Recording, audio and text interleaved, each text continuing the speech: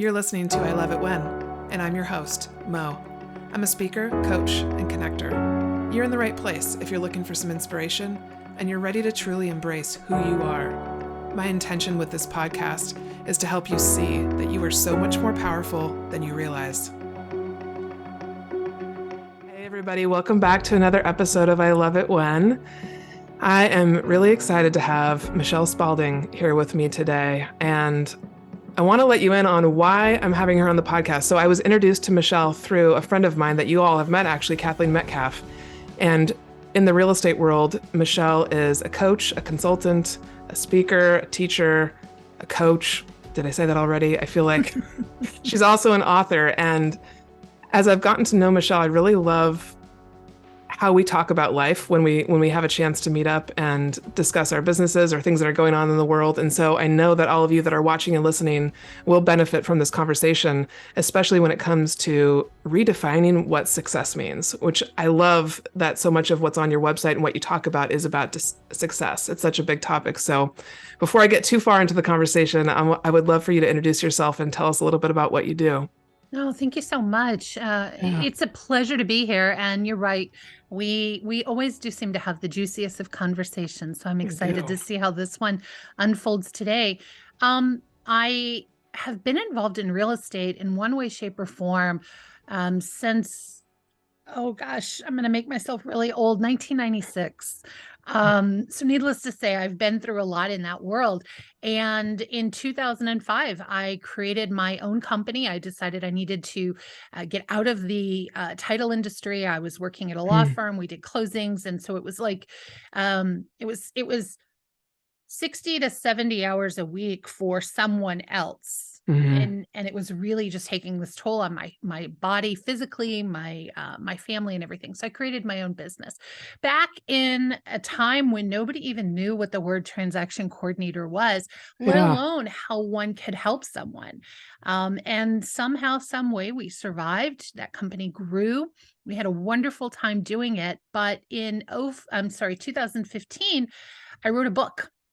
And I really just wrote that book called The Road from Contract to Close because I wanted people in our industry, in the real estate industry, to see this book and go, oh, they're smart. They know what they're doing. Not me. I want them to be my coordinator.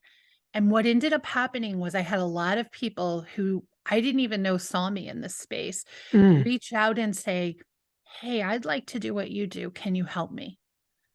Wow. I'd like to, have a business. I started this and it's not working. Can you help me? And the demand for that outgrew the space that I had. So I created an academy to help some of those people. And eventually over time, morphed away from my business and really now full-time just support female entrepreneurs who are, looking for, I think looking for that zest that they felt when they started their business, right? We had this vision. I know I'm personally one of those people who thought it was going to be this way and I was going to have time and I was going to have freedom and flexibility. And then I just became this part of the furniture in my office, right? Getting it all done. And it wore me out. And so my clients today are in the real estate space, but in other industries as well, who like me are, trying to do more in the world than just be defined by the work they produce. Yeah. I love that. So on your website, you call yourself a business alchemist. Can you kind of define that for someone who might not know what alchemist means? Yeah. So alchemy is really just transforming something, right? And it was an early science back in the 1400s, I believe. Nevertheless, I chose alchemist as a title because what I do is help people transform their business, right? To take what they have, to take that, to use alchemy terms, to take that lead and transform it into gold, to take what's weighing them down, what they are disenchanted with, what's not working, and let's change that. Let's transform that. We don't have to burn the whole thing down. We just got to make some changes so that we're happy in our work and we have a life outside of work. Yeah, that's why. So how did you start going down this path of talking about success? Why was it so important to you?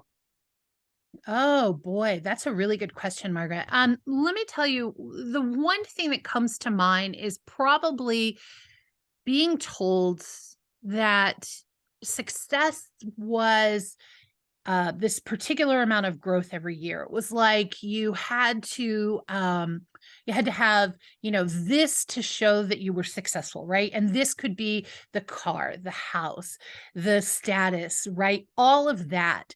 And I really pursued that path for a while. I was mentored by people who I thought were successful.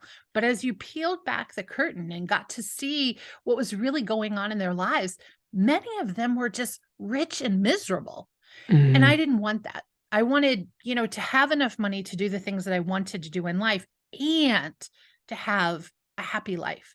And so I started looking at success, and what was defined by society as success didn't feel good to me, right? It felt like essentially selling my soul just to make a buck. And I decided to, spin it around. And I trademarked Soul Crafted Success in 2019 and just decided that was what I wanted to talk about, right? Success that doesn't that feeds our soul, that doesn't rob us of happiness. Yeah.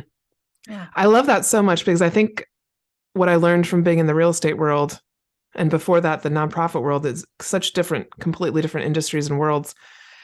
But in real estate, there is really a big push for a lot of money. Like you will know you've had success when you reach that $1 million mark or $2 million or $11 million mark, whatever it is.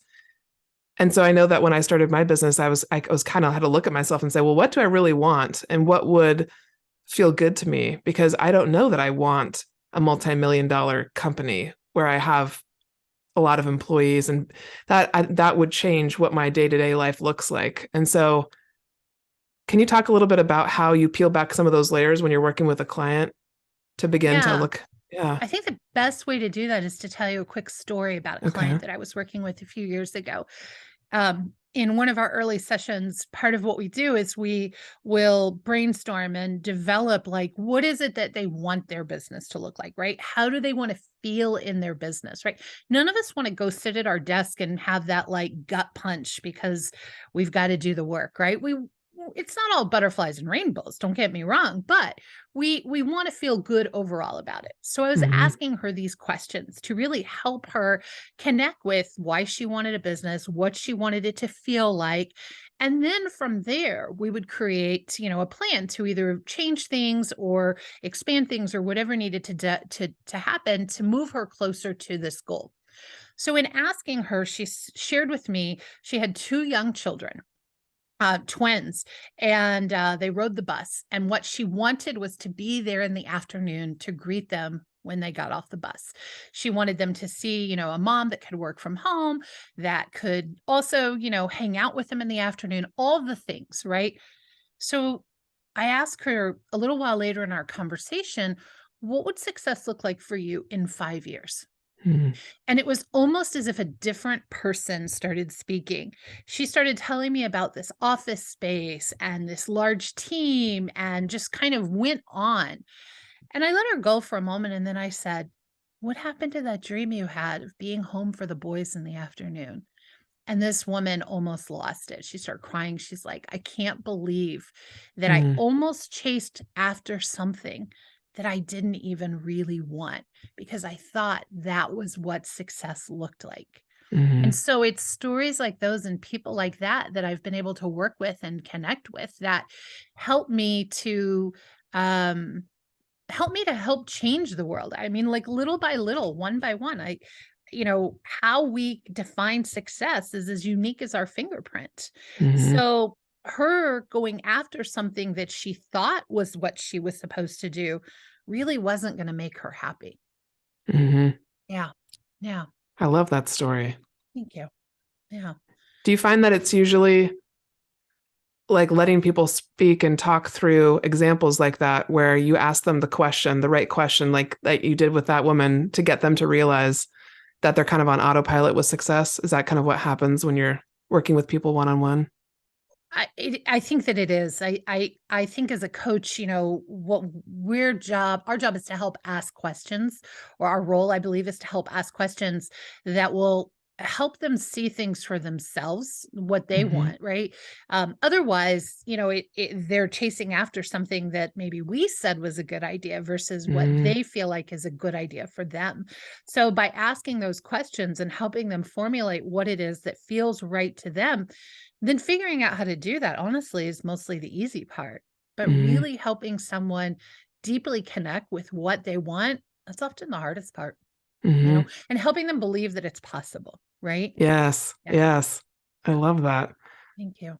Can you talk a little bit about your second book that you wrote after your first one, Contract to Close? Because I haven't actually read the Contract to Close one. I read the glitter and duct tape one. Yeah. So that book is called Glitter, Duct Tape, and Magic. And because it's part of my journey, but it's also part of the lessons that I've learned Mm-hmm. along the way. And I wrote that really to help people realize, that business, it's going to sound snarky, and I apologize in advance. It's not all Instagram moments and coffee shop dates, right? It's messy at times, right? Yes. It's sparkly at times like glitter. Yes. There are other times where like the duct tape, it's just barely hanging on, right? But it's also sometimes there's just something magical, something outside of us that we really aren't often able to identify that can help us, right? And it's that combination, I think, that not only is what I think that it takes to be a success in business, right? But also to be able to stick it out, Mm-hmm. to drop the comparison and the looking at Mm-hmm. others and all the stuff that really just gets in the way and takes us off path. So yeah, that was the book. It came out in 2020. Sorry, my 50th birthday. Okay. Yeah.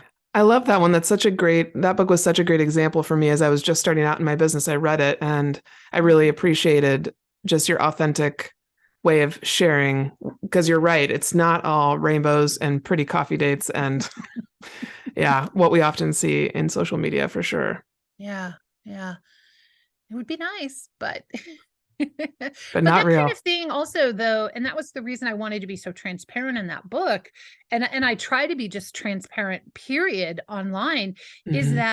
that kind of thing can really either make us pursue something that's not really authentic to us, Hmm. or make us really feel bad about where we are in our business. Hmm.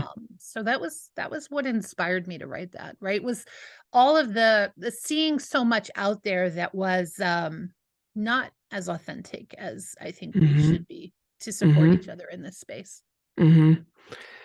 I also love how, with everything that you've shared so far, too, and what I know about you with your website and just what I've learned about you through talking with you, you also weave your intuition and like the magic piece you talked about in that Yeah. book into the title, Business Alchemist, into your title. And that is also very real to me and very told me something about you and immediately why I wanted to get to know you more. Can you talk a little bit about your intuition and how that's played a part in discovering more of what your version of success is and what you want?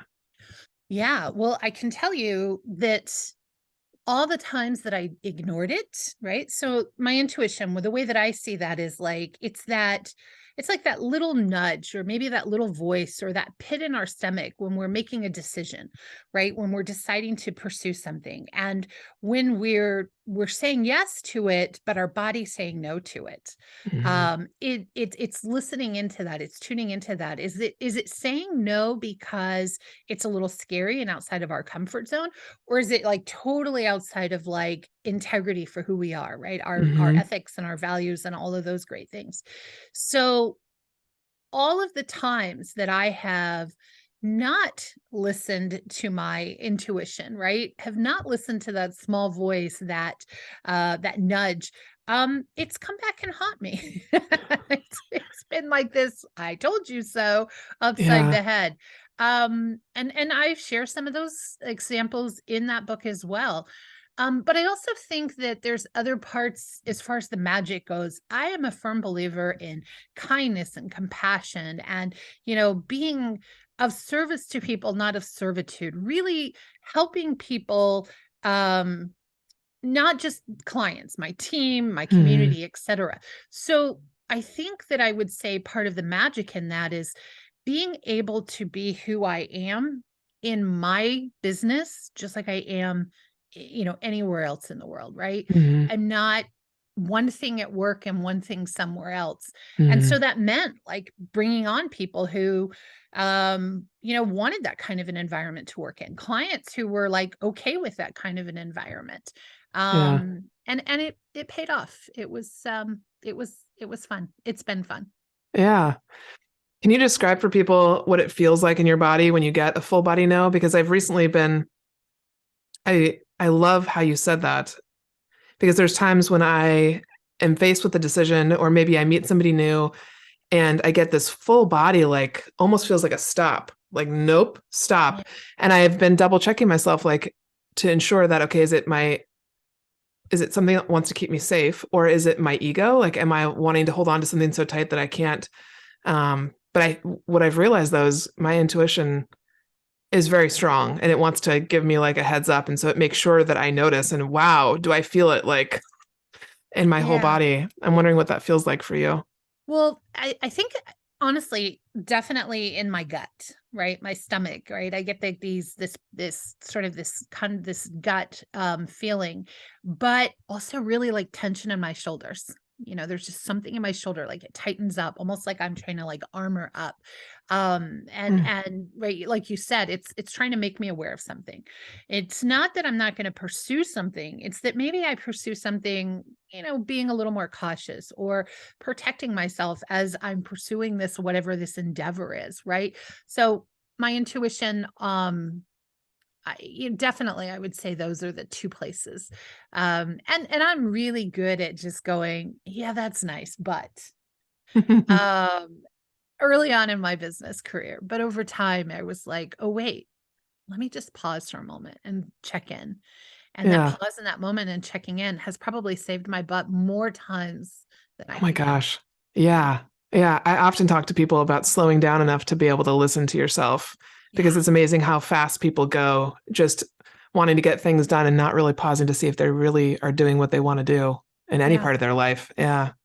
Yeah. I had a client the other day I was chatting with, and I asked her, what does she do when she's not working? And she said, think about work. And she said, I'm so embarrassed to say that. And we just talked a little bit about hobbies and doing other things. And one of the reason that just came to me just now was that when we're not working, we're able to come up with creative solutions to some of the challenges that we have without Yep. even thinking about it. But Yes. when we're just so like going, going, going, we don't have the space or the bandwidth to even begin to think about, solutions. So we're just constantly in this almost this fight or flight, trying to like Hmm. keep going and to hustle through. Yeah, don't get me going there. I love that though, giving yourself space enough to allow. That's I talk to people a lot about spending time with themselves. So Yeah. especially parents who don't have such a hard time stepping away, which I can't fully understand since I don't have kids, but I do see it happen a lot with friends and family and clients. And then if they take that leap and they end up spending a day, or maybe they do an overnight by themselves, and then they realize, oh, by going away, I actually was able to come back with more energy, different ideas for my business, for my life. They just needed a moment to step aside and stop the hustle. Yeah. Yeah, and I think someone who can show them the way that like this is a safe place to do that. Hmm. People, I know you lead retreats, and I think that we need more we need more opportunities for people to step away and and tend to themselves, tend to their Hmm. nervous system, tend to, their energy, not just go, to become a better business person, to become a better, not that those things won't happen, but if we Hmm. just go with the intent of being present and taking care of ourselves, you're right. When they come home, they're like different people. I've had that Yeah. experience many times. Yeah. Yeah. It's amazing. Well, tell us a little bit about your newest book, Nathaniel's Journey, and where that came from. Yeah. So Nathaniel's Journey is a picture, an illustrated short story. This is Nathaniel's Journey. And Nathaniel's Journey came to me. It's funny. It was perfect time in this conversation when I was out walking one day. I was hiking in the foothills of the Georgia mountains, and I stopped to pick up a leaf. And I had, grew up in Florida, spent so many years in Florida, that when I saw a leaf that was like not green, I was amazed by it. I picked it up, and just this story started coming to me. And I ended up back at the cabin later that day and began to flesh it out. And over the course of many years, and lots of different people that I'd spoken to about illustrating it, and many false starts, he was finally published on November 25th of 2022. So I couldn't be happier to have this story out there. It's the story of I think that resonates with a lot of people, where we have this idea of how things are supposed to happen in our world for us. Mm-hmm. And we're so focused on what it's supposed to look like that that we're disappointed that it's not that way. And we often miss seeing like how everything we wanted and then some we have already gotten, but it just looks different than what we thought it would look like. So that is Nathaniel's journey. Oh, I love that. I'm excited to read it. I'm excited to hear what you have to think about, what you have to say about it. Thank you. Going back to a little bit more about your business, these are some curious questions that I had that I know people will enjoy listening to as well. What have you learned about your business in the last few years that you wish you'd known sooner? And some of which I know we've talked about when it comes to success and hustle. Yeah. What have I learned? Oh boy. Let me think for just a split second. I think the first thing that comes to my mind is when you're bringing people on to support you, in any way, shape, or form, that it's okay, even if they have more knowledge than you about a particular subject, about a particular topic, or, task or whatever. It's okay for you to say, but I would like it done this way. That's a good one. Or that, the way that everybody else does it doesn't mean that that's the way that we're going to do it. This is my business and I'm going to do things my way. I think it's also being, maybe the better part of that would be being okay to have those courageous conversations, and having them earlier, sooner rather than later. Yeah. I love that. Thank you. I think that's almost giving people permission to say, this is the way I want to do it in my business. And especially to someone who, if you've hired someone who has more experience than you, it can feel kind of intimidating and like that shouldn't be something that you say, but really they're coming into your world for a reason. And there's a reason that you have the business that you do.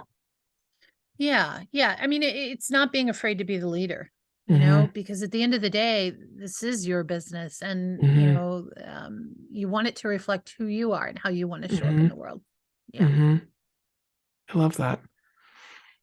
What would you say I feel like I have like, I forget what it's called when you just throw questions at someone. I have like 10 questions that I just want to like throw at you. But what are your top 2 or 3 tips for someone who's struggling to discover who they are? Probably the number one thing is to tune in and tune out, right? Like to, say, truth be told, stop reading books, stop looking at social media, stop watching TED Talks, stop watching YouTube, all of the things, right? Just be quiet. Just be quiet. One of the exercises in my book is to help people discover that. And I'm not saying that to pitch it, but one of the things I say to people is to go outside, take your shoes off, sit in the grass, leave your phone inside, bring a journal with you, and just start writing, right? But like, be on the earth, sit under a tree. Don't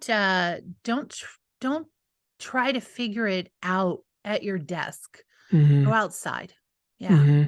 Something magical about just being outside in nature, especially on a sunny day, that can just really transform. It can really help you connect to that inner wisdom. Yeah. I love that you said that. I've been thinking about that a lot lately because I love learning and I love taking in information, but then there's a certain point where I have to say, okay, enough. Yeah. I need to just sit with my own thoughts and let my own voice come through, because for so long, I think I went after who has the answer. And I Yeah. remember thinking this like 10 years ago when I was 31, thinking, I just have to find the right mentor. I just have to find the right person who's going to tell me this is how you do it. And then I Yeah. realized, oh, that's not going to happen ever, because nobody truly has the answer for what you need to do next or what the next right step is. And I Yeah. think it feels like everybody kind of has to get to that point in their journey where they realize that. Um, and it's really hard to sit down and sit still and it's to begin, Yeah. but it's Yeah. so worth it. My coach often asks me, we'll ask questions, and I've been working with this person for a very long time, so she knows me well. And whenever she challenges me and asks me like, well, what do I think? Or one of those questions that, forces me to be quiet and think Yeah. for a moment, I'm always like, but I want the 5 easy steps. But I want the 5 easy. And that's what's marketed to us. And that's one Yes, of the over things and that over. I really detest about, the online space specifically Hmm. is, it's predatory in like, well, let me give you the 5 easy steps. And you alluded to it just then, if I could find the right mentor. So what Hmm. do? We keep shopping until we find that Yeah. person that will help us, not Yeah. that person who will tell us, be quiet and listen. I'll Hmm. help you with what you want to do. Hmm. We can only do, you're only going to find success if you find what you want, what it is that you want to do. Hmm. Yeah. It reminds me a lot of Anise Kavanaugh, who wrote Contagious Culture and Contagious Mhm. You. She writes about how when she gives keynote speak engagements, she she has somebody who always comes up to her after and says, "Can you give me the 5 steps or the 20 steps to create this kind of culture in my company?" And she's like, I don't have that for you, Yeah. but here's the work. Here's what you have to start to do. Here's where you begin. Here's what you do to kind of realize what you may be missing or what you may need to do next. And so I do think it's really refreshing to hear more and more people talk about how there are no 3 easy steps to success. There are no 3 easy steps to $100 million. You have to begin with yourself and really doing that inner work. So I Yeah. love that. Who'd have thought starting a business would have been the personal journey that it's been? Like, nobody told me that back in 04, 05 when I was thinking about doing this. Are Yeah. you kidding? I probably wouldn't have signed up. I think back to I've been reflecting a lot, and I'm just thinking like, wow, did I really pause to think exactly what it would feel like to leave my job? And no, I didn't. I just went with it because I was finally listening to my body and my soul. And at the same time, I'm so grateful that I did, because I've learned so much about myself and about just what it's like to be human. And Yeah. yeah. Had Yeah. you ever considered going back to a job at any point on your journey? No, I mean, I will say it in jest. Every once in a while, I've been known to say, God, wouldn't it be easier to ask, would you like fries with that, than actually to ask somebody to do something difficult? But I say it in jest. And Yeah. I know I don't think that I could. I really don't. I mean, I've been at Yeah. it too long. I'm way too ornery, way too, and also I think the other side of that is that I don't know of enough companies out there that are in alignment with the values that I have, right? Hmm. Like a friend of mine sent me a text this morning. She was laid off yesterday. This large corporation just said, "You know what? The investors needed us to make changes." I'm not going to tell you what I said because it wasn't very nice and I want to keep this very PG. However, what I will say to you is that the process of them releasing her was just so okay, thank you. Send if you have any questions, send us an email, mail your computer back, right? It was Hmm. I couldn't do that. I couldn't do that. I couldn't be a part of that world. Yeah. So the long-winded answer to your question is, yeah, sure. I think about giving up sometimes, just like anybody else does. But Hmm. I think more importantly, knowing that the work that you do, the work that I do, the work that I know the people that you're talking to do, we're able to make the world a better place, even if it's just a small in just a small way and not be a part of that Hmm. monstrosity. Well, Yeah. and the fact that she had you to reach out to and to share it, she Yeah. knew, and I think you're so right. It's all these little lights that we find in people around us that we choose to surround ourselves with, that are Yeah. showing the world that there's a different way to do things. It doesn't have to Yeah. be that way. Yeah. Yeah. So that would be Yeah. my I don't think I could do it. I'd have to find Yeah. somebody cool like you to work for. Oh gosh. I loved your bio, which I'm going to share with everybody in the text of the YouTube channel or wherever they're listening to this podcast. And you say that you realized that you became what you wanted to be when you were little. You became a writer, a teacher, and you own your own business. I'm just curious, if there's something you can share about another dream that you have right now that you are starting to develop and dream on. Are there other things that you want to do besides what you've done that you're playing Yeah. with? Yeah. So I love to travel, but I also love to be outside. And so just the idea of being able to do that sort of at my own pace and at my own speed. When I started my business back in 2005, I never thought that I would, or it never started with the thought that I would be able to travel, right? I just figured, like everything else, oh, I'll take a vacation. But what has happened is I've been able to take my work and do it elsewhere. And I've been very fortunate. I've traveled the world doing the work that I do. And it's been a blessing. But to answer your question, I bought a camper, a little baby casita camper. She's Oh, 13 cool. feet on the inside, 17 feet total. I pull her with my Jeep, and I named her Serendipity. And her and Oh I God, I love are that. planning to do a lot more exploring. I've joined a couple camping groups, and my goal is to just get outside more, to spend time with others that are enjoying being outside, and to have some more adventures. Yeah, Oh, I definitely more love that. adventures. Yeah. So yeah, Serendipity. Cool. What a great name. Are you Thank you. planning, do you want to stay local, stay domestic, or do you want to do more international travel as well? Right now my goals are to travel with her, but I'm open. You know, I could be convinced to go back to Bali or Thailand or France or someplace. Okay, I love it. For sure, for sure. My daughter is a history major, and specifically in classics, and she's a junior. And so I get to travel to Chicago to see her. But in addition to that, her goal is to do a portion of her education abroad. So there will definitely be travel in my future somewhere, possibly Italy, for some Okay. extended periods of time. Yeah. How cool. I love Yeah. that. Could you describe for people that are listening, if they are pulled to you, pulled to your energy, what you've done, who's your ideal client and what are some ways that they can work with you? Yeah. So my ideal client specifically would be someone who has a business, but has lost the zest within their business, right? They've become disenchanted with it. It's just become this sort of monotonous thing that I have to do.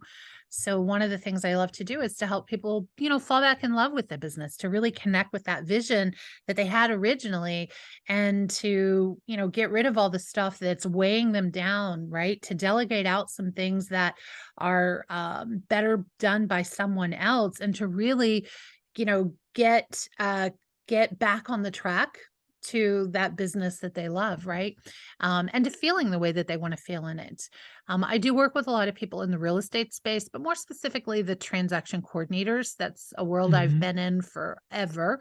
And I do find, though, interestingly enough, all of the things that I just was saying, right? The transforming their business, the eliminating, delegating, or automating things, those people in that space need it as well. So, Hmm. and all of the different opportunities and different books are all available on my website. Okay. Do you do one-on-one coaching and group coaching as well if people were Yeah, yeah, I have okay. both. I have both offers. I also do like these laser lightning sessions, or I saw that. truth be told, my preference is to just really work with people over a period of time.